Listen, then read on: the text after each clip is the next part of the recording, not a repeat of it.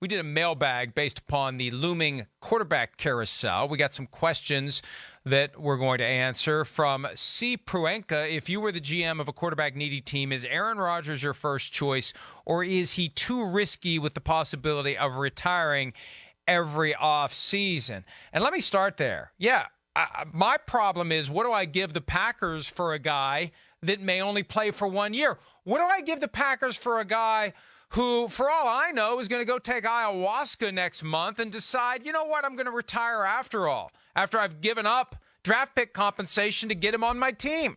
Yeah, I think that's the big problem. Exactly right. That's what would scare me. And I think it's got to be kind of exactly the right situation. So, yeah, he's your first choice because I think out of the guys that are available and at their best, Aaron Rodgers, even, at this point, I'm just going to say is the best.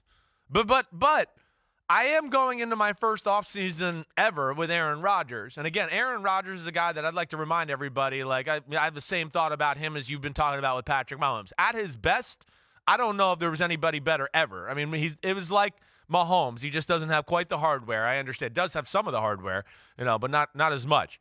But it's the first offseason I've gone in to go, I don't know what to expect from Aaron Rodgers, the player, as much anymore. Legend, one of the all-time greats, but like as we discussed during the year, a reluctance to hang in there, a reluctance to put the ball into tight windows, a reluctance to be aggressive anymore and just go get the win and not worry about other things. That would worry me, Mike. So that's where you got to do a deep dive and talk to him and really see where he's at and is he willing to go all in to get it.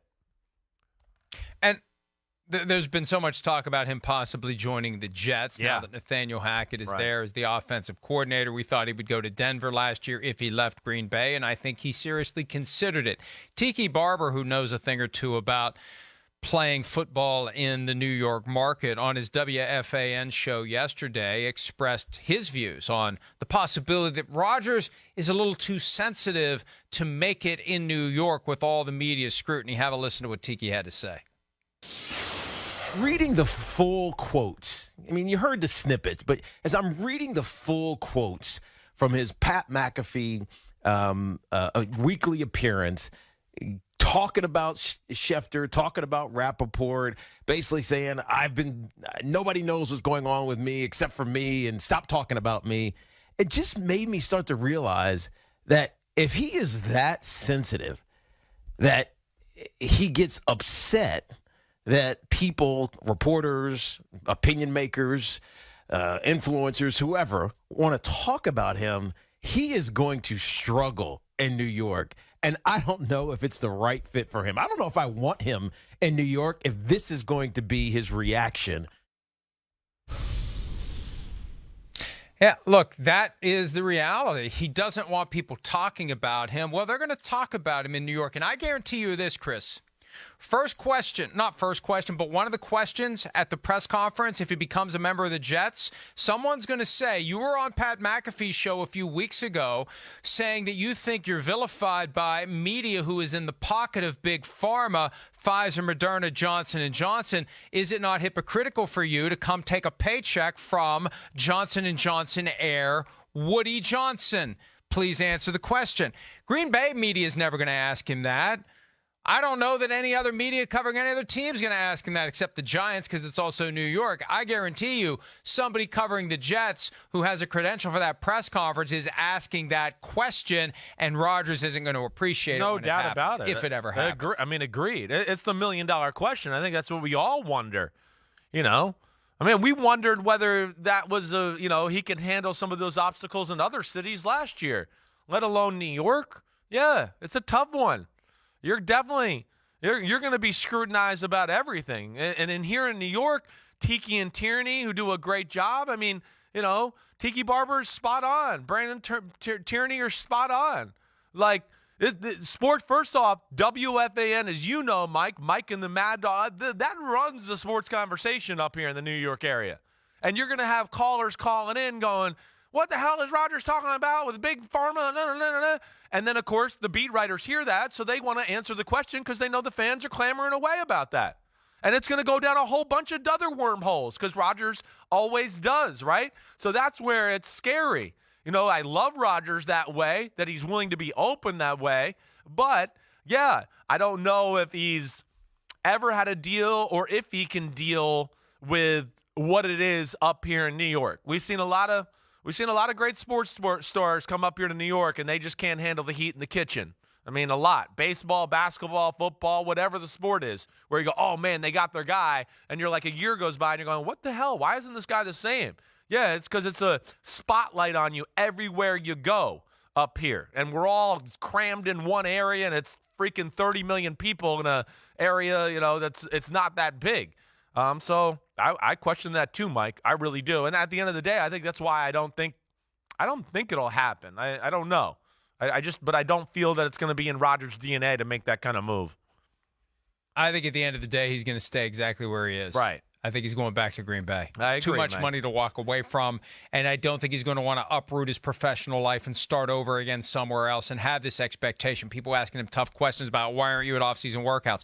Why aren't you gathering your receivers somewhere in the off-season like Patrick Mahomes did last year to get to know his guys better and get yourself in a position where you can be better faster instead of having everything kick in November. Let's have it kick in September if you're more engaged. He'll get tougher questions, far tougher questions than he'll ever experience in his life if he's in a market like New York. Tad Funderman wants to know if we think there could be any quarterback trades or teams in on quarterbacks that might surprise us this year, much like last year when the Falcons all of a sudden were in on Deshaun Watson to the point where I don't know what this is. To the point, I don't know what.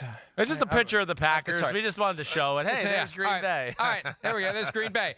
But last year, the Falcons got in on Deshaun Watson and screwed up their relationship with Matt Ryan. So do you think there's a team out there that may try to get in for a trade or get in for a veteran, even though they seem to be set at the position, Chris? There's... All right, one, and again, these are spontaneous, right? There's no preparation here. The one that is still percolating in my brain is Lamar Jackson. It is. It's still. I'm not sold that that's gonna all work out fine and dandy there in Baltimore. I got no inside information to think that. I have heard, and through the grapevine, that the contract is hard to figure out details with Lamar Jackson and his camp, right? There's maybe some reluctance to the guaranteed monies and all that that's going to be associated with this contract. But that's the one that I look at to be, other than Rodgers, that I think maybe a chance. And that's where, I know we brought up Miami. I don't know if that's really going to happen. It seems like it's Tua. But I do think of I said this last week, Michael, or maybe it was the week before, Lamar to the Atlanta Falcons, the way they want to play football. It would suit him, that offensive line. They want to play run first, right? Atlanta being primarily the biggest African-American city in our country, right? They drive the sports base there a little bit. Black quarterback. There's just so many things that make sense that I think, but can they work that out? Can that really happen? I don't know. I don't know if this is wishful thinking on my part, and I understand that there is a danger in being careful what you wish for. And I know he has a full no-trade clause. Every franchise quarterback has a de facto no-trade clause because no one's trading for a guy that doesn't want to be there. But what if the Vikings decide to upgrade over Kirk Cousins? What if they would decide to get in Lamar Jackson? You trade Kirk Cousins to the 49ers or somewhere, and you go get Lamar Jackson, and you sign him to a 5-year fully guaranteed contract, even if it means giving up a pair of first-round picks to get him. They're drafting low enough this year, and they'll draft low enough next year with Lamar Jackson. Now, you got to pay Justin Jefferson too, so there's a point where it doesn't make sense. But for the teams that have the guy who is just good enough, is it just good enough to be just good enough, or do you want to try to get somebody great? Lamar Jackson in Minnesota, and again, I don't know that it would work with Justin Jefferson there. I don't know that it would work, but I have to think that maybe they're at least pondering, and I think back to the comments from Kwesi Adofo-Mensah, the Vikings GM, before the season, basically acknowledging the reality that you don't have Patrick Mahomes, you don't have Josh Allen. It's just the way it is. You got to make it work with what you have. Is there an opportunity to get Lamar Jackson in Minnesota? And I don't think the Vikings would think twice about it if they thought it would make them, I don't know. I think they would think twice about it because there's some things here. I wonder whether for ownership is being good enough acceptable. Do they really want to take the chance of going all in, especially if it undermines with the passing offense, if you're not getting the ball to Justin Jefferson as much as he wants it, and then you got to pay him. So, again, this is part of having no preparation. We're preparing on the fly. But I have been thinking, is there some alternative for the Vikings other than Kirk Cousins? And I'm not sure that there is. Yeah, I don't know if there is either, But, hey, the other thing, too, Mike, we got to squash is, Lamar Jackson could throw the ball. We got to stop this, I don't know if this, what? I mean, it's the offense. It's the offense. They need to put some talent around. He's a better thrower than Jalen Hurts. I mean, all day, every day, any day. He doesn't have the greatest O-line in football and the best duo of receivers in football and a really top 5 pass-catching tight end around him. He never had that, That's where, again, that story's gone. If you're still, people still bring that up. It's over. If they get a big-time receiver in Baltimore with him and have that running game, that receiver's going to put up big numbers. He is. So, I know. But, yeah, the rest of that stuff, you're right, Mike. I don't know if it can really feasibly happen or whatever. But, man, I'm popcorn ready for this Lamar Jackson offseason. What the hell's going to happen here?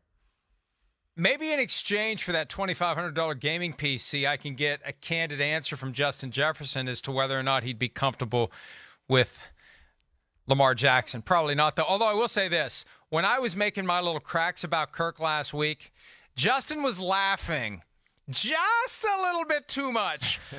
These remarks are hitting the bullseye a little bit too well. When something if you're watching a comedian and they're really onto something that really has a lot of truth to it, it's even funnier. Yeah. That's kind of how Justin was reacting. So who knows? I'm not trying to stir up trouble. Maybe I am.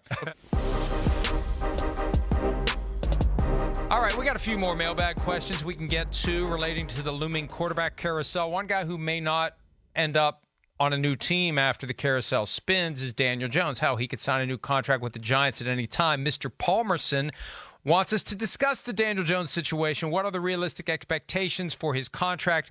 What's the likelihood another team would be interested in him? I don't think it gets to that because I think he gets franchise tagged if they don't work out a deal, Chris, and I don't think a team would give up 2 first-round picks for him. Maybe I'm wrong. Right. I don't think he gets to that. I think they're going to work something out and he's going to stay put. Do you? Agree. What do you think he's going to get? I'm with you in that. And, I mean, that's the question is what is he going to get? I think the Giants, of course, are sold on Daniel Jones. We saw this year just a little help. And damn, I mean, he's a great runner and he's a damn good thrower in the pocket. But, Mike, where is that magic number? I mean, I would think, again, it's just for the current rate of quarterbacks, he's going to be dancing around that $40 million a year number. I would think that's kind of where it is, maybe high 30s, right? Maybe it's more than that for the first 2 or 3 years of the contract, and there's some fake numbers at the end. And like we discussed, I think, maybe about a month ago, I look at this to be that kind of deal where, big money, but the Giants maybe can get out of it after 2 years, because you're not maybe 100% sold or his career up to this point hasn't been what we wanted. That's the way I envision it, Mike. Yeah, I agree, and I think that he showed enough last year that you continue to play it out, see how good he can get. Maybe he can morph into somebody almost as good as Josh Allen. We've seen some of those traits in Brian Daboll, the new coach of the Giants, 1 year in, showing that he's able to do with Jones what he was able to do as offensive coordinator of the Bills with Josh Allen. One more, Pun Master Rifkin. Do the Colts hold on to Matt Ryan and keep him as a mentor to a rookie, or is there a team that will trade for him? Matt Ryan's getting cut.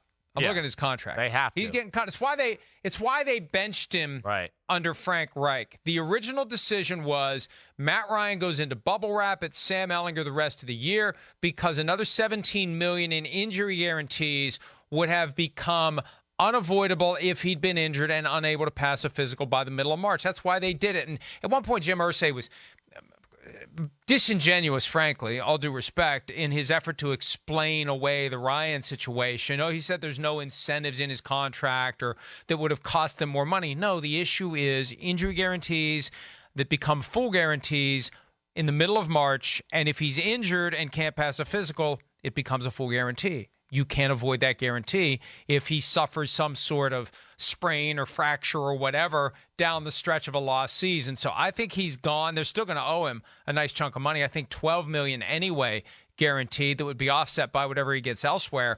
And he said that he'd like to keep playing. I saw that. But he's not going to retire. He's not going to retire because if you retire, you don't get the money. You have to have the Colts cut you. Hi, it's Mike Florio. Thanks for watching PFT on YouTube. Hit subscribe for the latest news and analysis from Pro Football Talk.